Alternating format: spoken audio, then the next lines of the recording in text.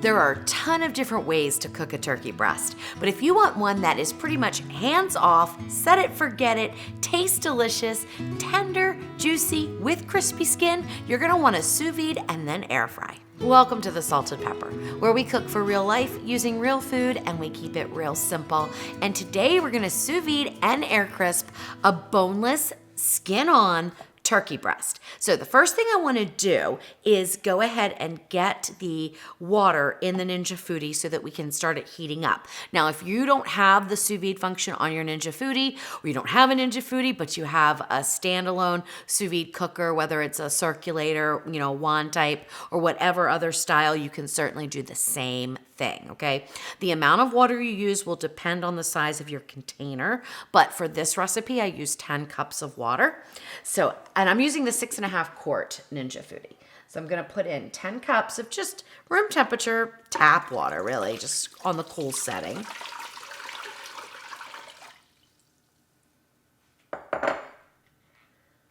So get that up, 10 cups. So once the water's in, go ahead and put your lid on.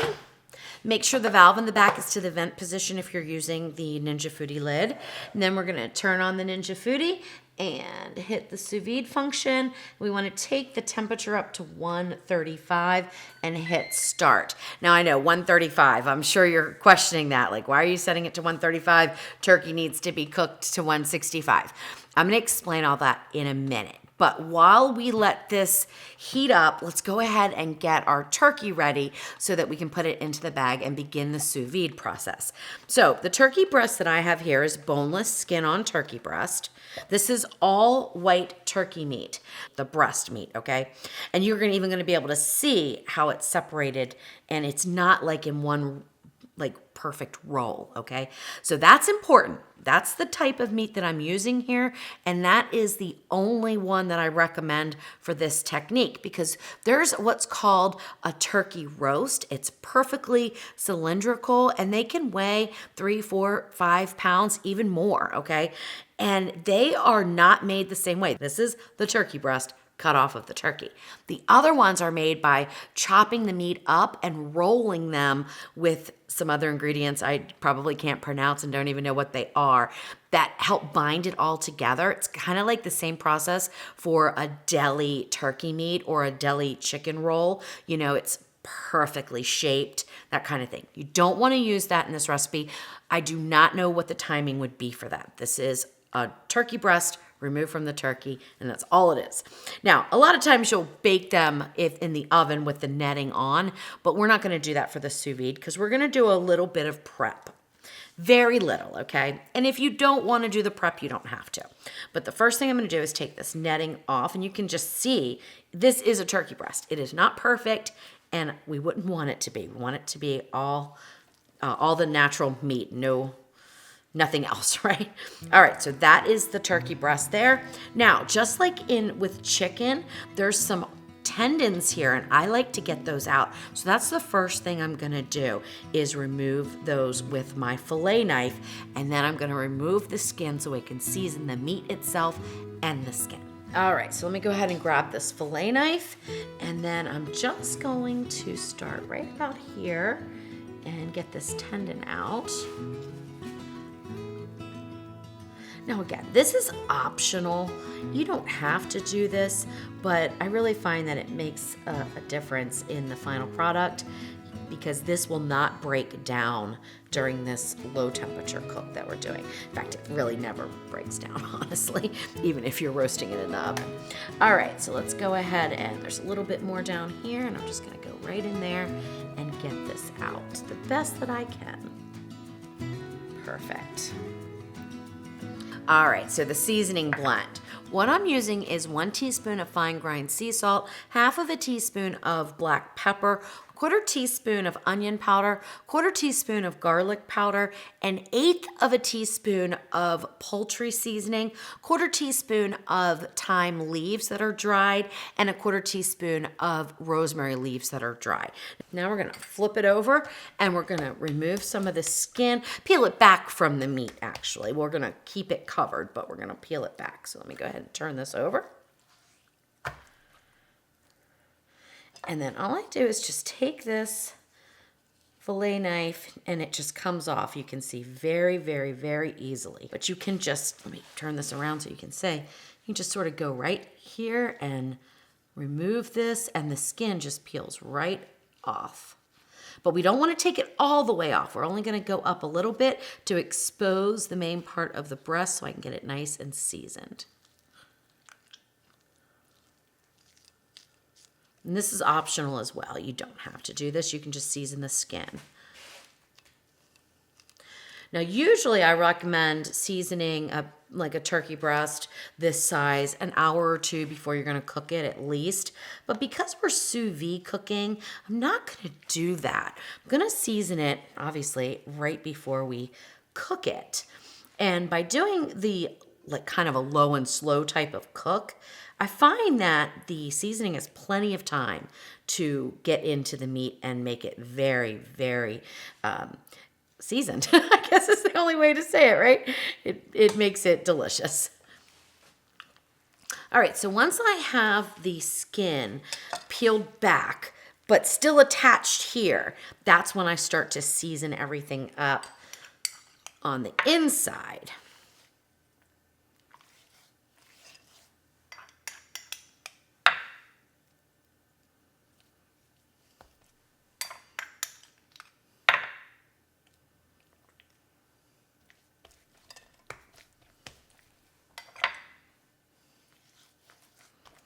All right, that looks good. I always save a little bit, of course, for the skin.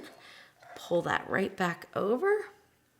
And now we will sprinkle this on the skin. Usually what I do is before I air fry, so after I sous vide and before I air fry, I put a little bit more salt and pepper on there. So if you see that you don't have enough seasoning, don't worry about it at this point because you can add seasoning right before you air fry and it works perfectly.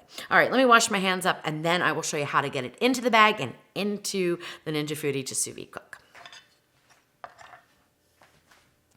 Now, my preference for sous vide cooking is always using vacuum seal bags and a vacuum sealer. That's how I traditionally do it. But I wanted to show you that you can do it with a Ziploc freezer bag as well, and that's what I'm going to use today. The advantage of using a Ziploc freezer bag instead of the vacuum seal is we can take a temperature along the way to see what the internal temperature is of our turkey. We need to find out how soon does it reach the 135 degree mark because we need to make sure that we at least go for another hour after it reaches that mark to fully pasteurize the meat. But I'm going to get into that in just a minute. Let's go ahead and get this going because it does take 4 hours. Now, if you want to use a sealed bag, I've already done this test, so I've already done this, and in 4 hours for my 3-pound turkey was perfectly fine and everything was safe. We were pasteurized. We killed the salmonella. We were good to go. But because we're doing a video, I wanted to show you guys along the way. So I'm going to put this in the bag, get it in there, and then I'll take a temperature in 2 hours and then every hour after that or every half an hour after that until it reaches the 135 and then we'll go maybe an hour. Okay, so let's get it into the bag. Now, I'm doing things without telling you what I'm doing. See how I made a cuff here with the bag? I do that when I'm doing larger pieces of meat because it gives me a way to keep this underside clean and not contaminated with the raw meat. So I just make a little area here, a little cuff that I can hold on to with one hand. And then I can use my tongs to take the turkey breast and pick it up and put it into the bag. And see, I did not get any contamination on the outside of the bag at all. All right, so once we have it in the bag, we want to make sure that it's laying flat. So I'm going to go ahead and move my cutting board out of the way since it is contaminated and just use my clean countertop and make sure that it is flat in the bag. You don't want pieces of meat rolled up or over top of each other because that's going to impede the cooking process. And usually what I find with turkey is I go diagonal from one end to the other, just like that. That looks good. Okay, now we need to displace the air. You can do it by squeezing the bag, but an easier way to do it is to put it into the water. So that's what I'm gonna do now. Now you can see already that we have started the countdown. The Ninja Foodie already reached the 135 temperature, told me to add food, but I was busy doing something else. Don't worry about that, okay? Once it's heated, it's gonna maintain that temperature. We don't need to worry about it. Now I'm gonna open up the lid so we can get this in, and to do that, main thing that you wanna do is make sure you keep the turkey, or the bag, I should say, keep the bag above the water while you do this. Then I just gently put it in here, and the water will displace the air, and you get it all the way up to where the little Ziploc is, and then we seal it up so that no liquid can get in.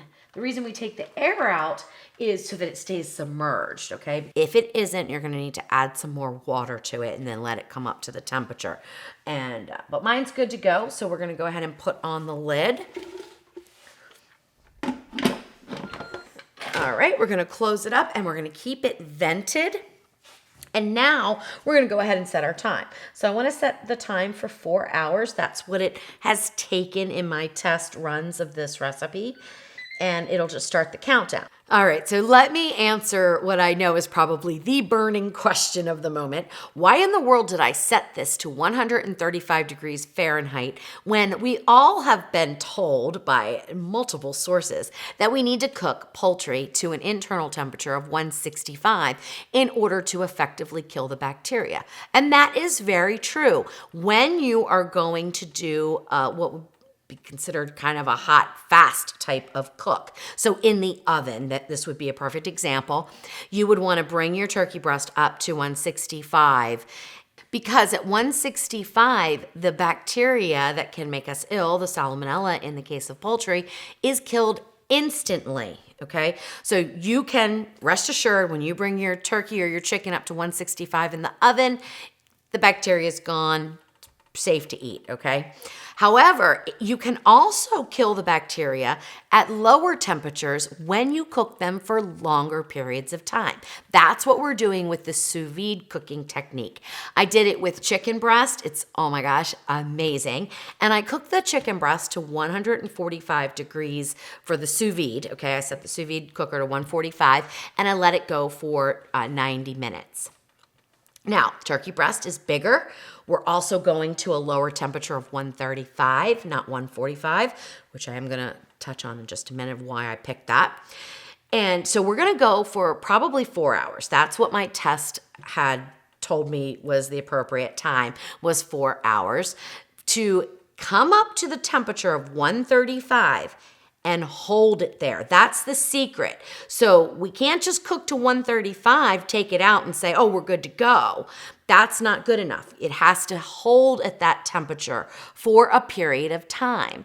And that period of time, based on the research that I've done, is 45 minutes, maybe an hour. I like to be safe, so I'm gonna hold it for an hour. Because guess what? That is not gonna hurt your turkey breast to hold it longer, okay? So if you're somebody who wants to really make sure, let's say you don't want to use the Ziploc bag, you don't want to use a thermometer, you could set this for 6 hours and you are going to be fine. It's going to reach the internal temperature of 135 and it's definitely going to hold there for enough time to fully pasteurize that meat, which is killing the bacteria. Okay. Now, why did I pick 135 versus 145 like I do for chicken? The reason is because the second step to this is air frying it. And what I found is when you take the turkey or chicken up to 145, it is, oh my gosh, amazingly delicious. But if you add 15 minutes of air frying on top of that, it starts to dry out, okay? So by taking it to 135 and then doing a 15-minute air fry, it is perfect. Just wait until you see. So what I'm going to do is let this go for 2 hours and then we will be back and I will check a temperature, an internal temperature, and then we will check it every 30 minutes until it reaches the 135. Once it does, we will leave it in the sous vide cooker for another hour and then we'll air fry. So it's been 2.5 hours. You know, I got busy. I wanted to check it in 2 hours, but I got busy. So it's been 2.5. Let's check it now and see how we're doing. Remember, we're looking for a temperature of 135 internally. All right, so I'm going to pull this out with my tongs here. It's hot, but it's not so hot that you can't touch it or anything. And then I've got my instant read, and I'm going to go into the thickest part here. So we're at 131, so we're not quite where we want to be. So let's go ahead and put it right back in. I'm going to let it go another 30 minutes, and then I will check the temperature again for you guys. So same principle here with the displacement to get it to be totally sunk in.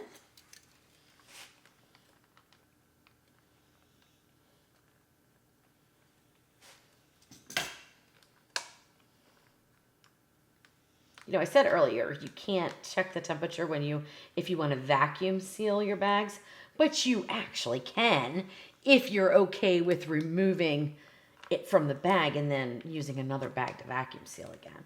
But once we have this timing down, I'm confident. I've already done it, so I know it takes about 4 hours.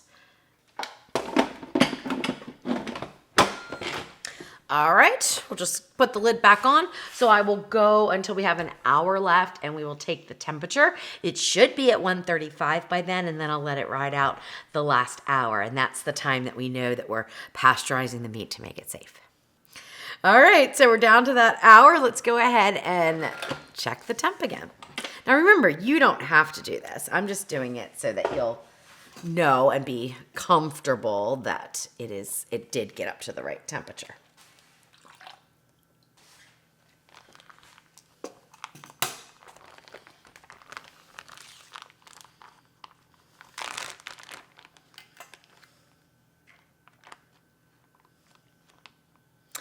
$138 we are up to, which is interesting, right? So that's okay. At least we're 135. That's what we want at the very minimum.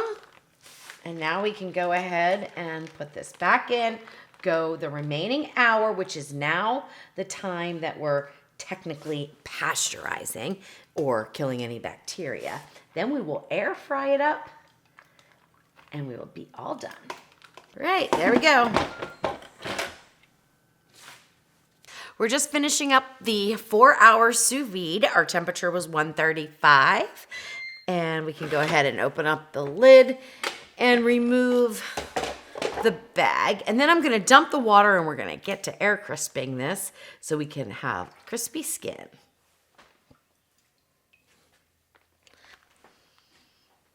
All right. So now we can go ahead and remove the turkey breast. Oh my gosh, it looks amazing. Now, if you want to make gravy, pour these juices into the bottom, okay? The short air crisp time should not evaporate them all. And then what I usually do is put a little bit of salt and pepper over the skin. Now, this is totally optional. You do not have to do that, but that's what I usually do. Just salt and pepper. So I'm using about a 1/4 teaspoon of pepper and just broadcasting it. And I'm not even going to use the whole thing because once I broadcast it over, which was about maybe 1/8 of a teaspoon, I'll just put that back in and do the same thing with some salt. That is just my preference.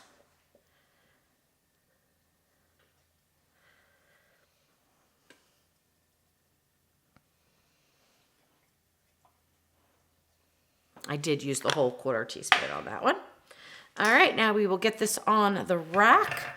You could do it in the basket, but I just find that it fits so nicely on the rack. I'm gonna go ahead and put this in. No need to preheat for this, okay? Don't worry about spending the time doing that. It's not gonna matter. And we're gonna turn our air crisp up to 400. And we're gonna set the time for 15 minutes and just let it go. And then we'll check it about 10 minutes in just to make sure that it's crisping up. All right, so it's been just about 10 minutes, so let's take a peek, see how it's coming along. And it looks good. Oh, it's getting nice and crispy. Oh my gosh, it's delicious looking. But I think we can still go longer, so I'm gonna go ahead and go the full 15 minutes. You could stop it now. Remember, your turkey is completely cooked now, so you could take it up until the sous vide point, put it in the refrigerator until the next day, and then you could air crisp it, which should be enough time to really warm it through. It won't be steamy hot probably, but it would warm it through enough and crisp the skin. So that's another way that you could do it if you wanted to prep your turkey breast ahead of time. Sous vide is a great way to do that. All right, we're finishing up here. Now, one thing I don't know if I mentioned before is the difference between the temperature of 135 and 145 as far as texture goes. If you are not going to crisp the skin, like let's say you wanted to sous vide your turkey breast to make turkey salad or something else, shredded turkey, something like that, then you would want to sous vide at a temperature of 145 for the best texture, in my opinion. Now, you can certainly try the 135 and see how you like it, but I think it's going to be a little too soft if you don't air fry, which of course the air fry is going to increase that temperature, change the texture of the meat just a little bit. So we should be good to go, and then I will take it out. Now you can serve it right away. You do not have to let it rest because we did that slow, low and slow type of cooking with sous vide. So you could slice it right away. You're not going to lose juices or anything like that. So that's another bonus. But I'm going to make some gravy real quick for you guys. And I am not the best gravy maker, but this usually works out just fine. Oh, it's glorious looking. Oh my gosh. Of all the ways that I have tried boneless skin-on turkey breast, this is the way to go. It is amazing. Now, remember how I opened up the skin to season the actual meat? You can see during the air crisping process that it pulled back some. So this might be a little bit on the tougher side or, drier a little bit. What you can do to avoid that is before you start air crisping, pull it down over and stick a toothpick in it, and that's going to keep it attached so it won't pull back. I didn't think about it, so I'm just gonna have to deal with a little bit of dry turkey on the end. All right, so let me set this over here. Now, inside this pot, I have some of the juices from the sous vide. I have some of the fat from air crisping. Now, you can strain this out if you want to. It's perfectly fine. In fact, let me go ahead and do that. Let me go ahead and strain it so we get all those little pieces. I know sometimes people don't want any of that in their gravy, so I will go ahead and strain it out. And you'll see we just have a little bit of juice and a little bit of fat. And that's what we're going to use to make our gravy. So because we don't have a whole lot of juices from the turkey breast, it's not like the amount you would get with a whole turkey. We need to supplement it with some chicken stock. So that's why I have that sitting over there. I have 2 cups of it. We may not use it all. I'm not sure yet. I go by looks. There's no specific recipe for this, okay? You can see we have a nice amount of fat there. It looks like probably a couple tablespoons, so that'll be good. So we'll go ahead and put this back in there. We want to turn our Ninja Foodi on. We want the sear saute. I'm not going to go on high though. I'm going to go down to medium and hit start. And now this is where a little bit of patience is a good thing, which I usually run out of and I end up with clumpy gravy, which is why I say I'm not a very good gravy maker. But what I do to make this easy, there's a ton of different ways to make gravy. So if you already know how to make it, don't worry about this. But if you want a quick way, this is how I do it. I start with a tablespoon at a time and I sift the flour in. This is just all-purpose flour. And I let it sort of combine with the fat on the top here. And then I have a silicone whisk, which is good for the Ninja Foodi inner pot. And I just sort of slowly stir it together here. And I let it combine with the fat so that we don't end up with lumps, okay? It's looking pretty good. I don't season the gravy until the end because I don't have any way of knowing how much of the salt and pepper came off of the turkey, so I don't like to over season it, so I wait till the end to do that. And now I can still see a whole bunch more fat here, so I definitely can do another tablespoon of flour. And this is the process I repeat until there's no more visible fat, and then I will slowly add in some of the chicken broth. Now, if for some reason you added too much flour and you didn't have any fat left and you couldn't bind with the fat, you know what you can do is add in a little bit of butter. That's always delicious. So now we're gonna deglaze this with the chicken stock. I'm gonna put in about 1/4 cup at a time. You definitely wanna get all these brown bits from the juices from the turkey and of course our cooked flour and bring those into your gravy.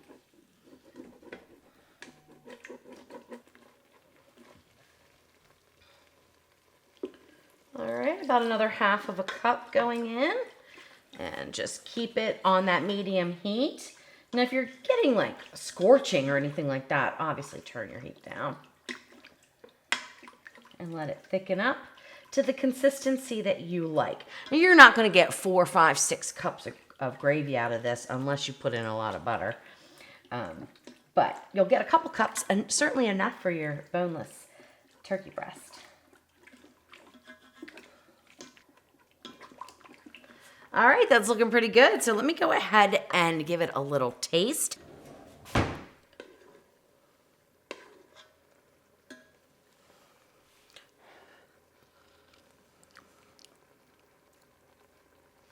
It's pretty good, just like it is. I think it could use just a little bit of pepper, but I like a lot of pepper in my gravy, so I'm gonna add in about 1/4 teaspoon, if that, maybe only 1/8. And just a touch of salt. It really does not need a lot of salt, so just a pinch. But of course, that will depend on how you season your turkey. So you season your gravy the way that you like it. Now I'm gonna turn this off because it is a good consistency right now and it looks really good. So I used about 1.25 cups of the chicken stock, but that's going to vary too, and that's why it's not really a recipe. It's just a technique that you can use because it depends on how much flour you use, and the amount of flour you use depends on how much fat you had from the turkey skin. Okay, so there's variables, and you just go by looks more than anything else, and you will be good to go. All right, let's take this beauty right off of this rack here. Oh my gosh. Now I will go ahead and cut some of this that I would consider to be tough, okay? And then I'm gonna cut a little bit, maybe from this side here. Oh my gosh, look at that. Oh my gosh, it's gorgeous. All right, let's get our turkey up here. Now I'm gonna taste it, of course, with no gravy on it right now. It's gorgeous. So let's get this. This has no skin on it. And then I'll get some with the skin right here. Looks like it has skin, but it's not the skin. It is slightly dry. It reminds me of an oven roasted turkey. It's not horrible or anything like that, but definitely to get the full effects of the sous vide texture of turkey, pull your skin over and stick a toothpick in it, because that's where I went wrong. All right, so this is the one that has the skin on it, and of course, the meat, which was sous vide.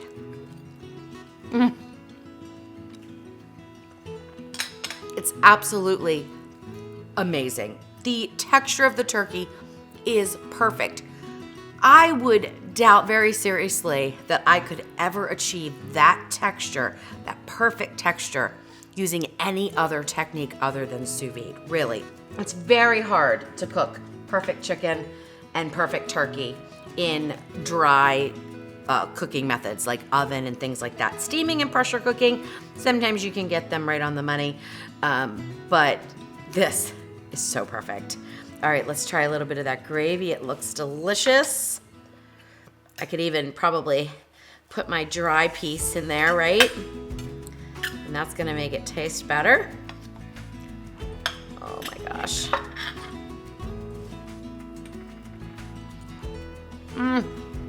Oh my gosh.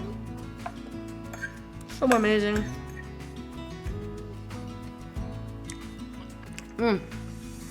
Better, but still not great. That part, fantastic.